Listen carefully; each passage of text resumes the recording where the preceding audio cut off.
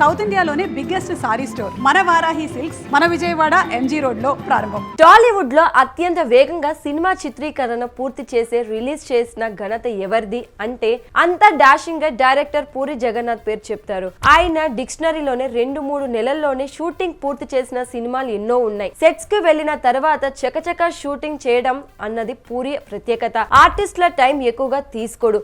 సినిమాల్లో ఎంతమంది పెద్ద ఆర్టిస్టులున్నా ఎలాంటి ఒత్తిడికి గురి కాకుండా డీల్ చేయగలడు. అమితాబ్ బచ్చన్ లాంటి లెజెండరీనే పెట్టుకుని సినిమా తీశాడంటే పూరి ఎంత పనిమంతుడో చెప్పాల్సిన పని లేదు. పూరి సినిమాలలో పెద్దగా సెట్స్ కూడా ఉండవు. వీలైనంత వరకు రోడ్డు స్టూడియోలోనే షూటింగ్ చేస్తుంటాడు. అవసరం అయితే పాటలకు సెట్స్ వేస్తాడు తప్ప లేదంటే ఆ ఖర్చు కూడా నిర్మాతలకు ఉండదు. సినిమాకు పబ్లిసిటీ ఖర్చు కూడా పెద్దగా ఉండదు. అది నిర్మాతల ఇష్టం మేరకు వదిలేస్తాడు. మరి ఇదే తరహాలో సినిమాలు చేసే మరో డైరెక్టర్ ఎవరు అంటే అనిల్ రావిపూడి పేరు చెప్పొచ్చు. పూరి విధానంలోనే అనిల్ కూడా వేగంగా షూటింగ్ పూర్తి చేయగల దర్శకుడు. ప్రారంభోత్సవం అనంతరం పెద్దగా సమయం తీసుకోడు. సెట్స్ కి వెళ్లిన తర్వాత ఆర్టిస్టుల డేట్లను బట్టి షూటింగ్ చేస్తుంటాడు. అదనంగా డేట్లు తీసుకొని నిర్మాతపై భారం వేయడు. కథకు అవసరం అయితే ఎంతైనా ఖర్చు చేస్తాడు. అందులోనూ వీలైనంత తక్కువలోనే సీన్ పూర్తి చేసేలా చూస్తాడు. దీనికి సంబంధించిన అనిల్ 2 రకాల ప్లాన్లు కూడా ముందుగానే సిద్ధం చేసుకుని పెట్టుకుంటాడు. షూటింగ్ పూర్తి చేసిన చిత్రాన్ని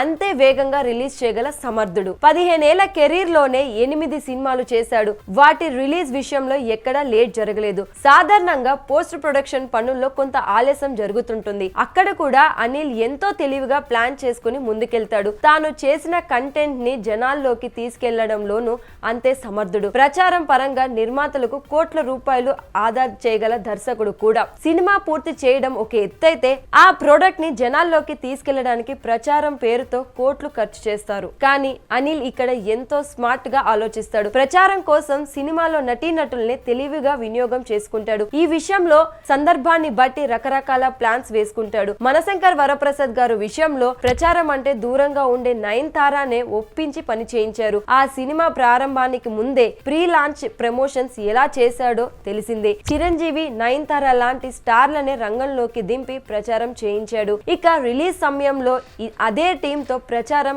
ఏ రేంజ్ లో నిర్వహిస్తాడో చెప్పాల్సిన పని లేదు.